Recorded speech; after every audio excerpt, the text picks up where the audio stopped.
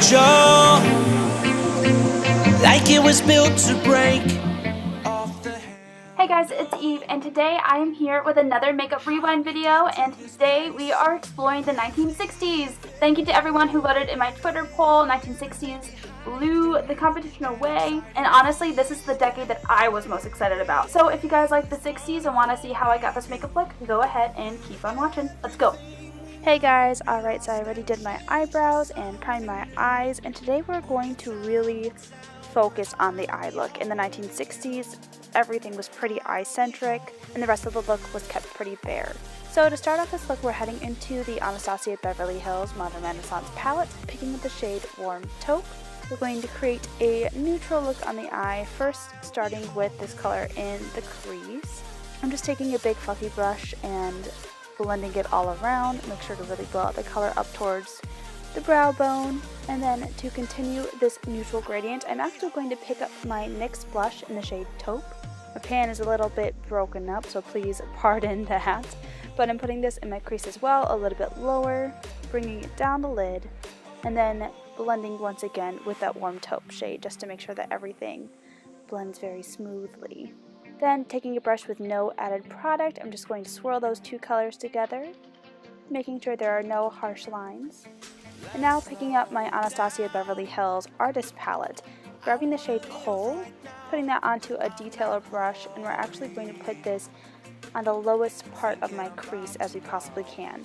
We're going to slowly build up this color to the desired darkness that I want. It doesn't really matter how messy it gets on the bottom towards the lid because we will be cutting that crease with some concealer later, but the most difficult part of this process is blending out that black shade. I tried to first blend it out with the NYX blush in Taupe, however that wasn't creating the gradient that I wanted. So then I went into my Modern Renaissance palette and I grabbed the shade Cypress Umber, and I put that color right into my crease to kind of help blend out the coal shade using circular motions. And then once I was pleased with the gradient with that, I went back in with that brush with no added product just to make sure that everything was really smooth. Once you're happy with the crease, you can go ahead and cut the crease. So I'm using my Tarte Shape Tape in the shade Fair on a small concealer brush, creating that half moon shape, sort of winging it out on the end, but we want this to be more of a rounded shape on the eyes rather than an extreme elongated cat eye. So don't worry about making that too dramatic towards the tail of the brow. And then covering that lid with the shade Gesso from MAC Cosmetics. As we know, MAC Cosmetics is not a cruelty-free brand. This is one of the eyeshadows that I'm trying to pan, but it is the only matte white eyeshadow that I own. I will be linking a dupe for that shadow in the description box, so go ahead and check that out if you're interested. But once we're done with the lid, you can go ahead and finish off your base, and then we'll head into the lower lash line. So first, I'm starting with my NYX blush in Taupe, putting it onto my lower lash line and then smoking it out with some more Warm Taupe. Then we want to add a little bit of some black eyeliner. I'm using a black gel eyeliner that I'm trying to pan. I'll leave a dupe for this eyeliner in the description box as well, but we're going to create a pretty thick line on our lid, following the shape of our eye, making it a little bit rounder. The goal is to thickly define the lid, rather than to create any sort of wing. And then because the black was so dark on the top of the lid, I wanted to match that on the bottom, so I'm grabbing some more Cypress Umber with a defining brush, just putting that as close to the lower lash line as I possibly can. And then grabbing my Stila waterproof liner in the shade Black, I'm going to go ahead and mark a few dots on my lower lash line because we're going to be drawing on some fake lashes with this. I wanted to mark the placement first before I went ahead and created the lashes, but as soon as I'm happy with the placement, just go a little crazy. Draw some small triangles here and there. It doesn't have to be too perfect. The goal of this type of look is to make your lashes look as luscious and voluminous as possible, and so drawing on the lower lashes is a really good alternative to false lashes for the lower lash line. And it's very Twiggy-esque.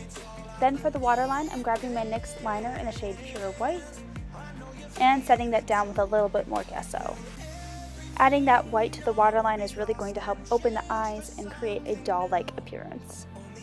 Then for blush, I'm grabbing my Wet n Wild Ombre blush in the shade Princess Daiquiris, putting that onto the apples of my cheeks and blending it up towards my temples.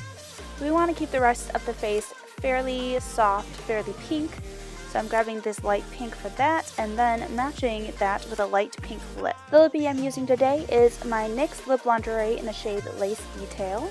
A nice nude light pink, perfectly matching the blush. And then I'm going to set my face with a little bit of some Kat Von D Lock-It setting spray. And then while my face is still wet, I'm grabbing my Physicians Formula Glow Pearls in the shade Translucent Pearl. The wet setting spray is actually going to pick up that highlighter a lot more, make it look a lot smoother and a lot more radiant. Putting that onto the high points on my cheeks, my nose, my brow bones, my inner corners, and my cupid's bow. And I'm curling the lashes to prep for mascara, and I'm going in with my most thickening mascara today, which is my Lights Camera Lashes by Tarte. I'm going to go ahead and put this on my upper and lower lashes. We really want to make these pop. And then setting my brows with some Pixie Clear Brow Gel. And finally, I'm grabbing my Ardell Demi Wispy Lashes. Alright guys, so this is the finished makeup look. If you guys like this video and this series, go ahead and give me a big thumbs up. And if you like me, go ahead and click that subscribe button down below. I want to give a shout out to Renee Eliza for her lovely comment on my last video. You rock, you're so sweet. So excited to go to Melbourne. Wish I could go to Perth. If you guys want to be featured in one of my videos, go ahead and leave a comment down below. I might pick you. And yeah, thank you guys so much for watching, and I'll see you in my next video. Bye guys.